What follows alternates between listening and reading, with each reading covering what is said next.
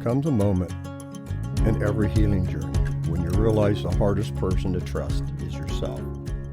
Not because you're broken, but because life has taught you to doubt your own voice.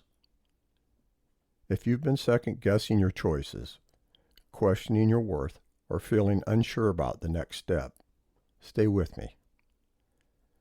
Today we're going to talk about how to trust returns, slowly, quietly, and how you can begin to believe in yourself again. Somewhere along the way, life taught you to question your own voice. Maybe it was a mistake you made, a season that shook your confidence, or people who made you feel that your instincts couldn't be trusted. And now even when your heart whispers the right direction, doubt speaks louder. But there is a way back. Trust doesn't rebuild all at once, but it does rebuild. Gently, steadily, one small decision at a time. And as you learn to listen to the quiet inner voice again, you'll discover that you were never as lost as you felt, and that guidance has been with you the whole time. Before we step into today's message, I want to take a moment and check in with yourself. Where has trust felt fragile lately? Where have you been second-guessing your own voice, or your own choices, or your own direction? Maybe it's a decision you're afraid to make. Maybe it's a part of your story you're still trying to carry with shame. Maybe it's the fear that if you move forward, you'll repeat the same mistakes. Whatever comes to mind first, hold that gently. Don't judge it. Don't push it away. Just acknowledge it, because that place, that tender, uncertain place, is exactly where trust begins to grow again. Thank you for joining me on Faith Between the Lines. I'm Scott.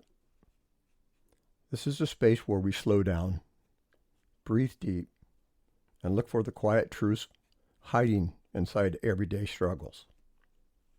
If you're ready to take one small step toward trusting yourself again, let's walk this together. It's the hesitation before trust returns. There's a moment in recovery when you realize you want to move forward, but you're not sure if you're trust enough to take the next step. It's not fear of the world. It's not fear of other people. It's the quiet fear that lives inside you. The fear that your heart might break again, or that you might make the wrong choice, that you might not be strong as you hope you are. You stand in front of that inner mirror, the same one that you've been facing these last few episodes, and you see a version of yourself that's trying.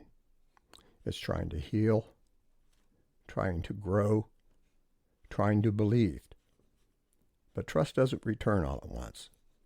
It comes slowly like a shy guest standing at the doorway of your soul. It waits to see if it's welcome. It waits to see if you're ready. And maybe you're not fully ready. Maybe you're still unsure. Maybe you're still carrying the weight of every moment that broke your confidence. But here's the truth. The mirror reflects back. You've already survived what you thought you couldn't. You've already carried more than anyone knows. You've already taken steps you didn't think you were capable of taking. And that means trust. Real trust is not gone. It's just waiting for you to notice it again. You don't have to leap. You don't have to run.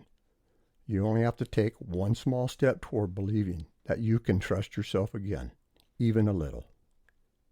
Because that little bit is where healing begins. It's that small choice that rebuilds confidence. Trust doesn't return in one big moment. It doesn't arrive with certainty or clarity or a sudden burst of courage. It comes back through small choices, the quiet decisions you make when no one else is watching. It's choosing to get out of bed on a day that the weight feels too heavy. It's answering a message you have been avoiding. It's taking a walk even when your heart feels tired. It's letting yourself feel something good without shutting it down. These choices don't look heroic from the outside, but inside they're monumental. Every small decision becomes a brick in the foundation of your rebuilding. Every gentle step becomes proof that you're capable of moving forward. Every moment you choose to keep going becomes a whisper of confidence returning. And the mirror reflects it back to you. Not loudly, not dramatically, but with the quiet honesty that says, look, you're doing it. You're rebuilding trust one small choice at a time. You don't have to get it right every time. You don't have to feel strong every day. You only have to keep choosing. Choosing to show up, choosing to breathe, choosing to believe that you're worth trusting again, because you are. And those small choices, they're not small at all. They're the beginning of the new kind of confidence, the one that grows from the inside out. It's listening to that little voice inside you. There's a voice inside you that never fully disappeared, even on the days when grief was loud and your world felt unbearably quiet. It didn't vanish. It didn't abandon you. It simply went still for a while, waiting for the moment when your heart had enough space to hear it again. And then one day, without a warning, you noticed it. A gentle nudge, a quiet knowing, a whisper that feels familiar, like something you used to trust before everything changed. It doesn't shout, it doesn't demand, it speaks softly, the way truth often does. It says things like, you're stronger than you think. You're allowed to rest. You're allowed to hope. You're allowed to take that next step. And as you listen, you realize this voice isn't new. It's the same voice that guided you through other storms, other losses, other seasons of uncertainty. It's the voice that knows your heart better than everyone else could. Recovery isn't just about healing your wounds. It's about learning to trust that voice again, the one that rises from the deepest part of you, the part that grief couldn't break. And maybe as you listen, you wonder if anyone else out there is hearing their own voice return too, if anyone else is discovering that the wisdom inside them never truly left. It was simply waiting for them to be ready to be heard again. Then it's the trusting that you can carry both the past and the future. There's a quiet fear that shows up in recovery, the fear that if you move forward, you'll somehow leave the past behind. That if you take a step toward the future, you'll betray the love, the memories, or the person who shaped your heart. But the mirror inside you reflects a different truth. It shows you that your past isn't something that you walk away from. It's something you carry, not as a burden, but as a part of who you are.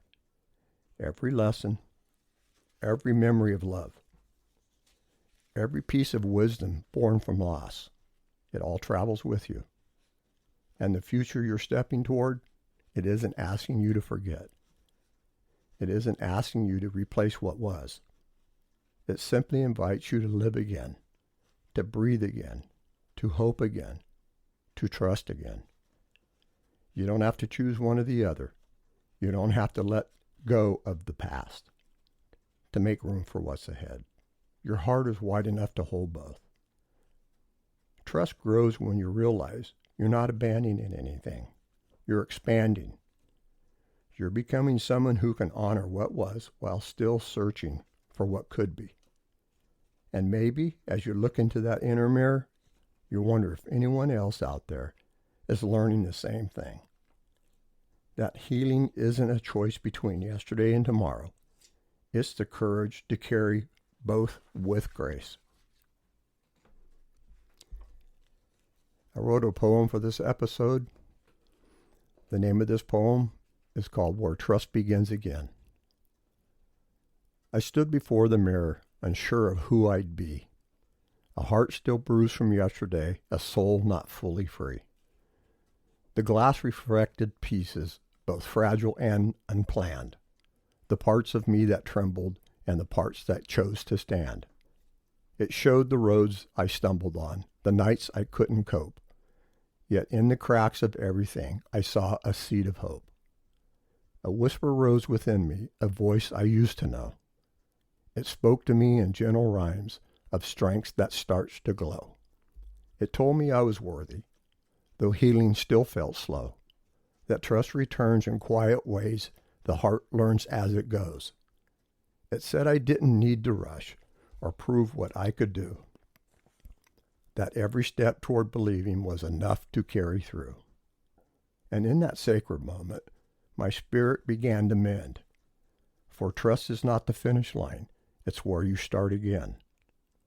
So if your heart feels uncertain, unsure of where you've been, just breathe into the mirror's truth. That's where trust begins again.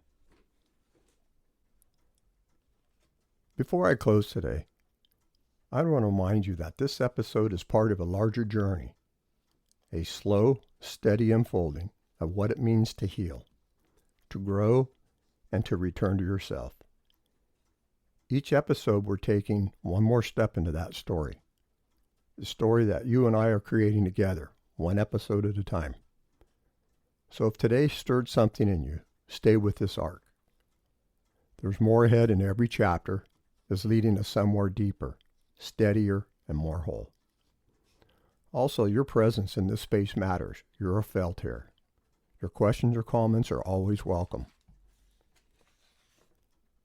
My closing blessing to you today is, may you feel a steady courage rising within you, not loud or demanding, but patient, the kind that grows one breath at a time. May you learn to trust that small steps you take, the quiet choices, the moments when you listen to that voice inside you and follow it, even when it speaks softly. May you remember that your past is not a weight meant to hold you down, but a story you carry with reverence as you step into what comes next. And may you trust that you are capable of holding both, the love behind you and the life ahead of you, without losing either. You are stronger than you feel, wiser than you know, and more ready than you realize. May trust return to you gently, like morning light through an open window, reminding you that your heart is learning to believe again. I want to thank you for joining me on Faith Between the Lines. I hope I met you right where you are. And always remember, you are never, ever walking this road alone.